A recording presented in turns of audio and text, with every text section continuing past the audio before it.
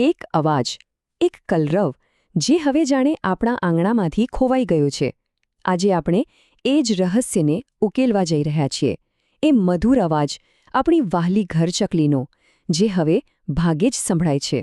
તો ચાલો સાથે મળીને આ અદૃશ્ય થતા કલરવ પાછળની આખી કહાણી સમજીએ. જરા યાદ કરવાનો પ્રયત્ન કરો તો, એક એવો અવાજ જે એક સમયે આપણી આસપાસ સતત ગૂંજતો હતો. પછી ભલે ગામડાની વહેલી સવાર હોય કે શહેરની ધમાલવાળી બપોર, એ નાનકડી ચકલીઓનો ચી ચી અવાજ. પણ હવે ક્યાં ગઈ એ બધી ચકલીઓ? ખબર છે, એક સમય હતો જ્યારે આપણી સવારની એલાર્મ ક્લોક એ જ એમનો કલરવ હતો.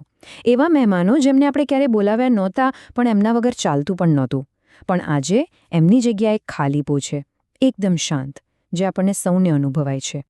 અને આ જે ચિંતા છે ને, એ ખાલી આપણી જ નથી, આખી દુનિયાની છે.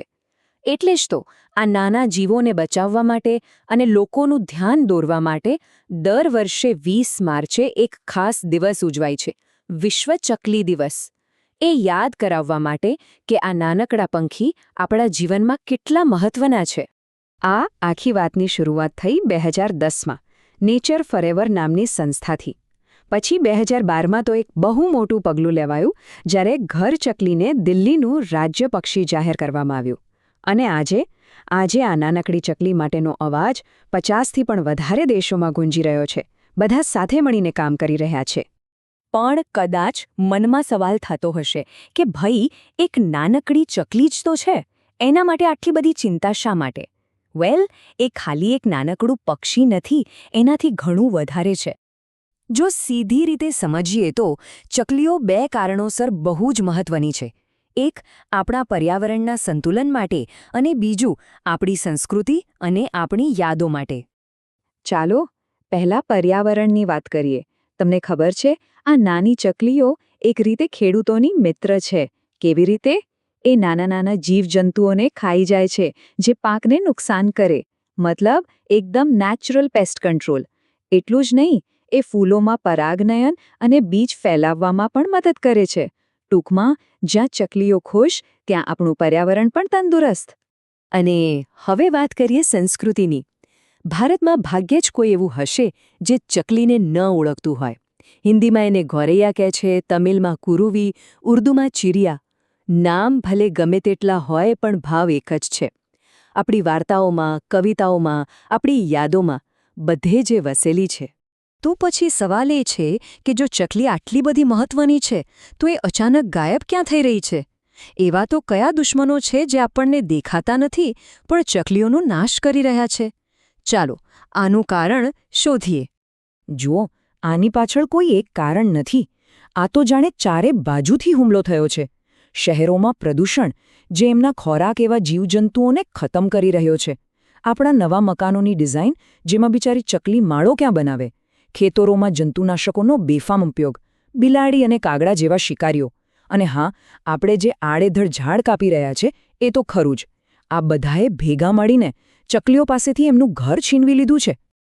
હવે આ બધું સાંભળીને નિરાશ થવાની જરૂર નથી, કારણ કે જ્યાં સમસ્યા છે, ત્યાં સમાધાન પણ છે. અને એવા હીરો પણ છે જે આ નાનકડા જીવને બચાવવા માટે આગળ આવ્યા છે. ચાલો એમની વાત કરીએ. આખા દેશમાં કેટલાય લોકો અને સંસ્થાઓ ચૂપચાપ પોતાનું કામ કરી રહ્યા છે ચકલીઓને પાછી લાવવા માટે. એમાંથી એક છે પર્યાવરણવિદ જગત કિંખાબવાલા.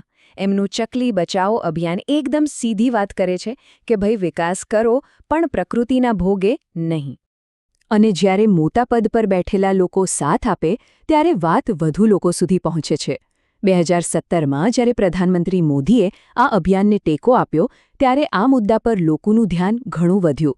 એ વાત ફરીથી સામે આવી કે વિકાસ અને પર્યાવરણ બંનેને સાથે લઈને ચાલવું પડશે. હવે એક જોરદાર કિસ્સો સાંભળો ચેન્નઈનો. ત્યાં કુડુગળ ટ્રસ્ટ નામની એક સંસ્થા છે. એમણે 2020માં સ્કૂલના બાળકોને સાથે રાખીને એક મસ્ત કામ શરૂ કર્યું, ચકલીઓ માટે માળા બનાવવાનું. અને ખબર છે શું થયું? 2024 આવતા તો આ નાનકડો વિચાર એક મોટું મિશન બની ગયો. ચકલીઓને ઘર અને દાણા પાણી બધું મળવા લાગ્યું. અને પરિણામ? તમે માનશો નહીં, 10,000થી પણ વધારે માળાઓ બનાવ્યા અને એનું પરિણામ એ આવ્યું કે ત્યાં ચકલીઓ પાછી આવવા લાગી, એમની સંખ્યા વધવા લાગી. આને કહેવાય યુવા શક્તિ. અને આવી વાર્તાઓ ખાલી ચેન્નઈની જ નથી. મૈસૂરમાં અર્લી બર્ડ કેમ્પેઇન બાળકોને પક્ષીઓ વિશે શીખવી રહ્યું છે. તો બીજી બાજુ સાંસદ બ્રિજરાલજી જેવા લોકો છે જેમણે પોતાના જ ઘરે 50 માળાઓ લગાવ્યા છે અને દર વર્ષે ચકલીઓ ત્યાં બચ્ચા ઉછેરવા આવે છે.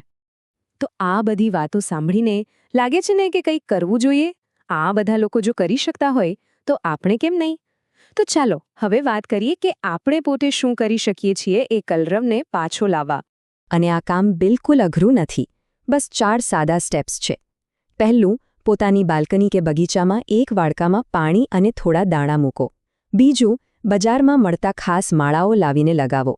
ત્રીજું, બને ત્યાં સુધી બગીચામાં કેમિકલવાળી દવાઓ ન છાંટશો. અને ચોથું, દેશી ઝાડ અને છોડ વાવો. બસ આટલું જ. તો છેલ્લે એક સવાલ આપણી બધા માટે.